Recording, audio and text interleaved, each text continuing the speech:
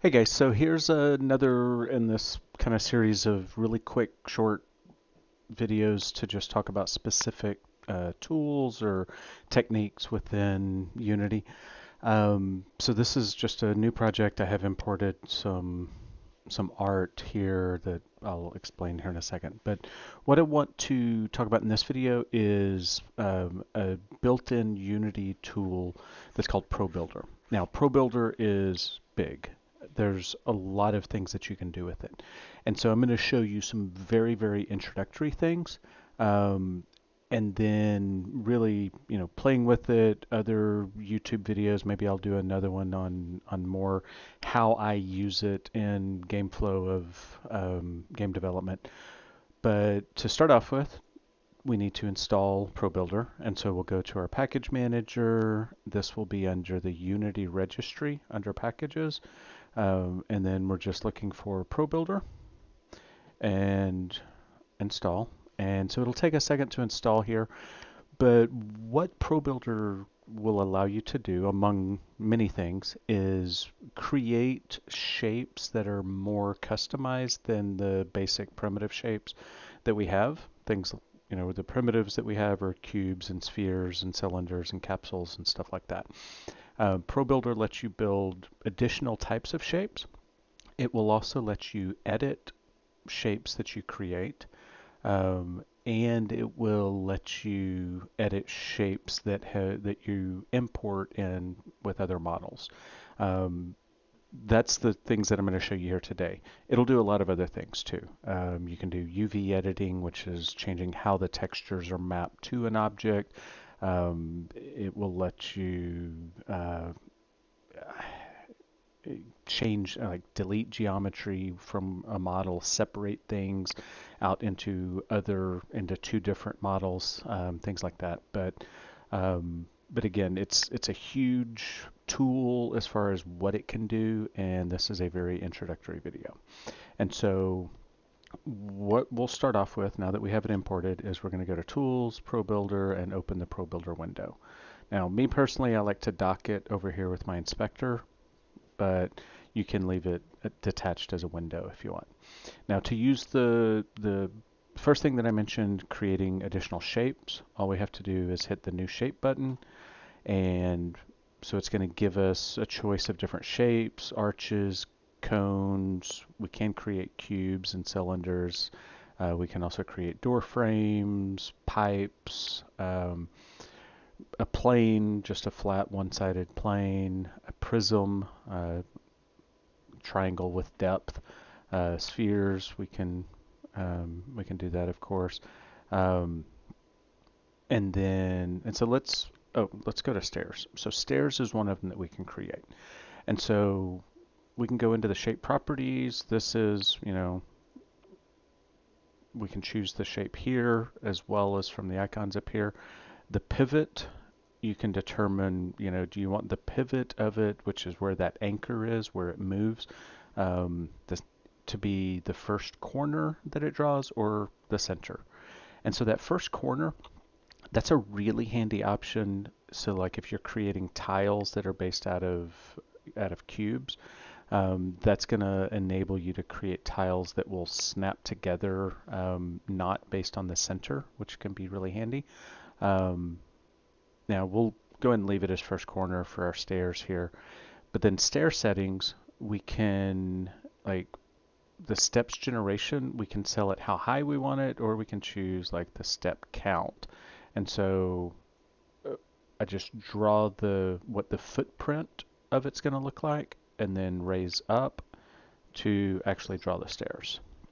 And so now I have my stairs, and so it's going to draw it as high as I dragged it up, and it's going to set it at 10 steps.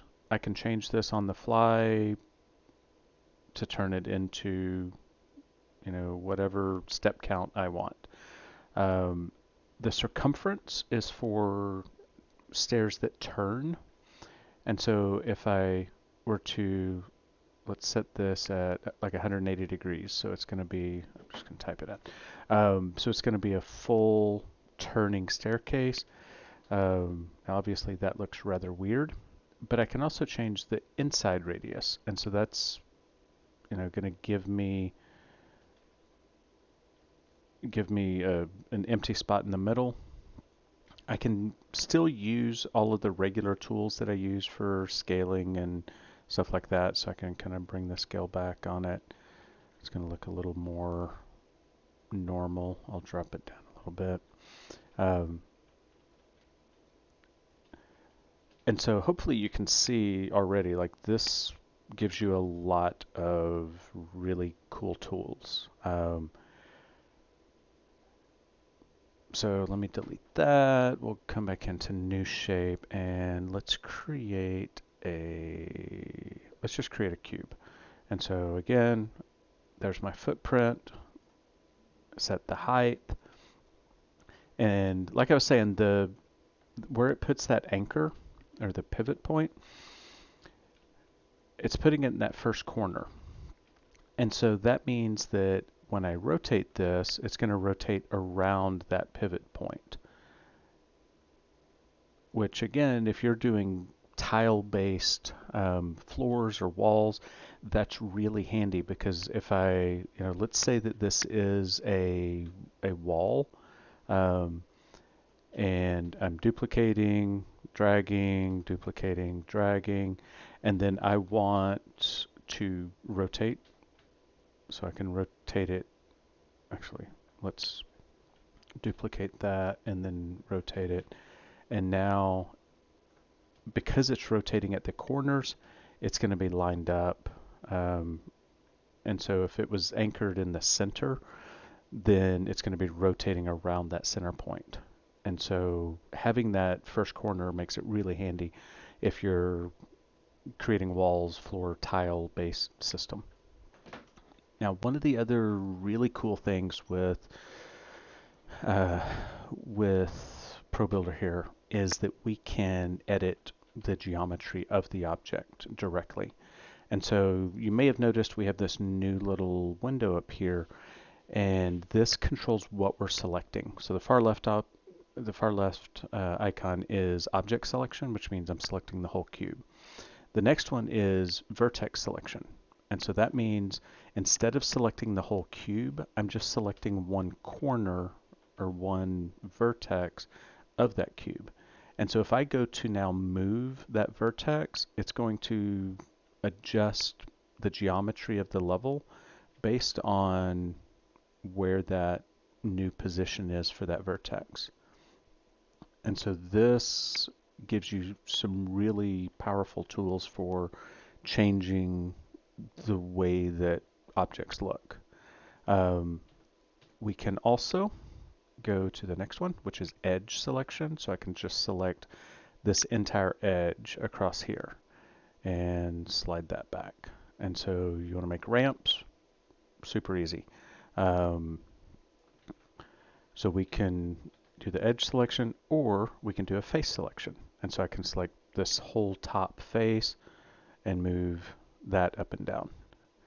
Now this becomes even more powerful when we have something that has more vertices than what our square does. And so if I'm starting with a square and I want to make something, let's say I want to make like a car out of this, I can go into face selection, select this face on the front edge here, and over in my ProBuilder window, I can choose subdivide faces, and that's basically going to divide that into 4 different sections. And so now I can control select to select more than one face and slide this out. And now I have kind of the beginnings of a car. I could come back here, and I'm going to switch back into edge select, drag this. Actually, no, I need to subdivide that face also. And so I'm going to subdivide that, then go into my edge selection, select this edge and that edge, kind of turn that back. Now I need something coming out as like a trunk and as a hood. And so if I select these faces and drag these out, then it's going to adjust these faces also. But what I can do is select those two faces and hit extrude face, which means I just want to pull these faces out but leave these edges where they are. And so if I hit extrude face, it creates this additional piece of geometry out here. So now I can kind of drag out kind of a hood shape. I'll jump back over into my edge select, kind of pull that back so it's not quite so harsh on the front. And then come back here, select both of these faces, extrude those, and again I can kind of pull out a bit of a trunk type area.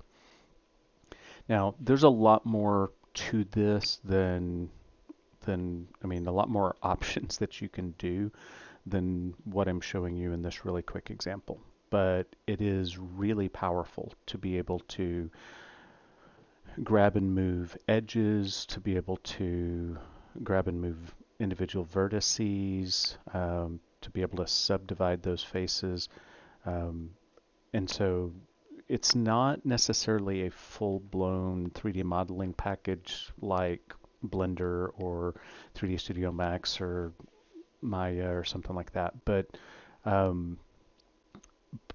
in terms of just creating quick, especially for prototyping, quick pieces of art, it gives you a lot of tools. One of the other things that is really powerful with this is that I can take, and so this is the Polygon Starter Kit made by Senti Studios, which is, if you don't have this, it's free. Grab it from the asset store because it is super useful for prototyping things. And so let's say I want to drop, let's just drop this little crate in here. And so I have this crate prefab. If I try to go into vertex selection, it's not going to let me select the individual vertices because this is an existing model. Now what I can do is, with this object selected in my ProBuilder window, I have this option that says ProBuilderize. And so if I click that, now this is a ProBuilder object. And so I can go into vertex mode, and I can see the little white dots for all of the different vertices. And so I can take this one and move it back this way. Actually, I'm going to select a couple of these vertices and slide all of them back that way. And so all the tools that are available to you as far as edge selection, subdividing faces, extruding faces, all of those things, those are all available to you once you ProBuilderize an object. And so any model that you have, you are then able to ProBuilderize and use those ProBuilderize tools. And if it has child nodes, do you want to ProBuilderize the children? Yeah, so I'm going to ProBuilderize all of it. This is a higher poly model, so it'll take a second. Now, I will say there are times when it doesn't do this perfectly. And so, it is what it is. But it works more often than not. And so there's a lot of things that you can do with this to kind of adapt models for more what you need them to. Now it takes time, it takes practice, all that stuff. And so don't expect to just jump in and become an expert in one day. But it is a super powerful tool for making modifications. An example from a past game that I've done is, I had fence pieces. This is a ladder, not a fence, but let's just imagine that this is a series of fences. Let me actually rotate it this way. And so I have this fence, and I don't want this fence to look super uniform, right? It's in the example from the game that I worked on, it was supposed to be an old fence.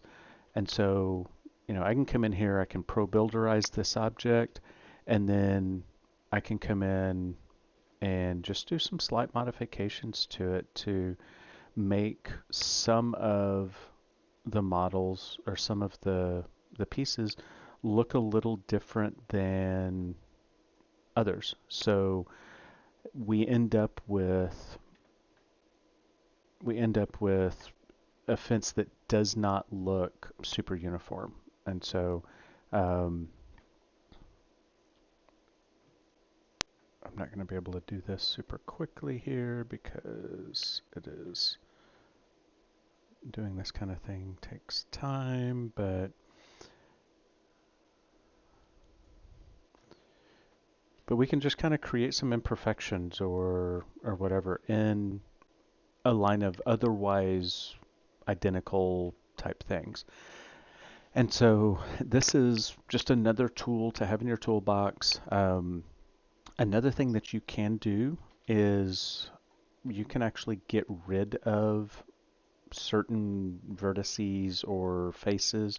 Like let's say for some reason I want to completely get rid of this block. Then it has the option to delete the face. Now the faces are obviously one-sided, as all geometry in Unity is, and so I'd kind of have to loop around it. And which one is that?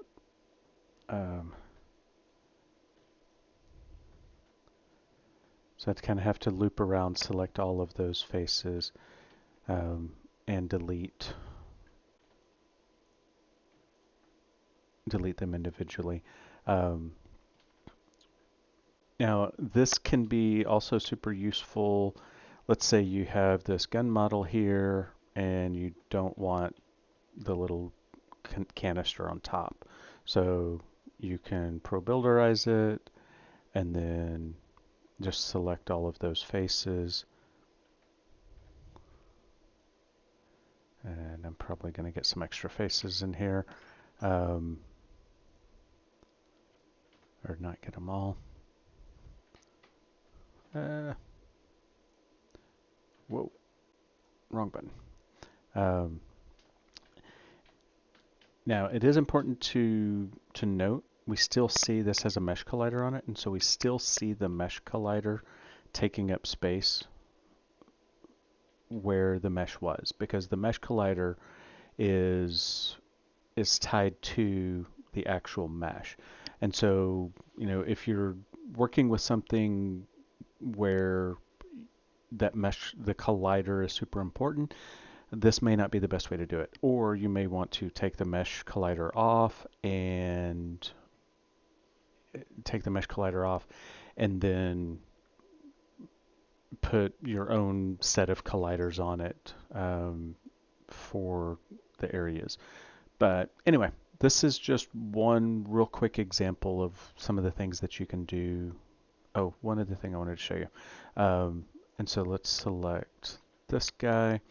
Another thing that we can do, if we select a face in our ProBuilder menu, we can change vertex coloring. And so let's say we want to apply this dark blue color. And so it's going to put dark blue on all of that. I can also do this in edge selection. And so if I select that edge and apply it, then it's going to apply it along that edge and then kind of fade it out. And so if I select this edge down here and then put a different color, we kind of see this fade from the dark blue to the light blue. And so this can be super useful, especially in a higher poly model.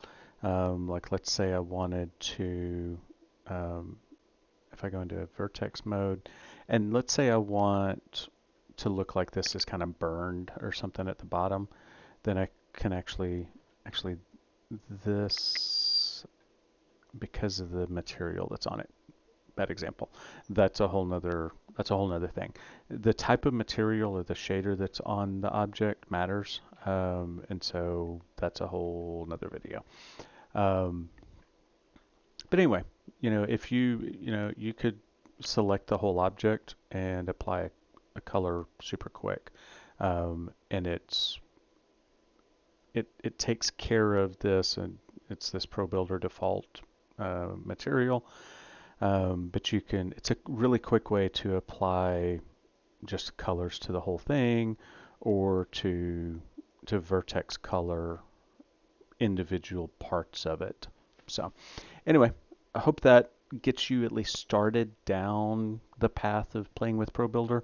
Like I said, there's a ton more, and you can just see from the ProBuilder menu options that there are lots and lots of other things that you can do with it, and ways to play with it. But but yeah, jump in, start playing with ProBuilder, and see what you can learn, what you can do. Thanks.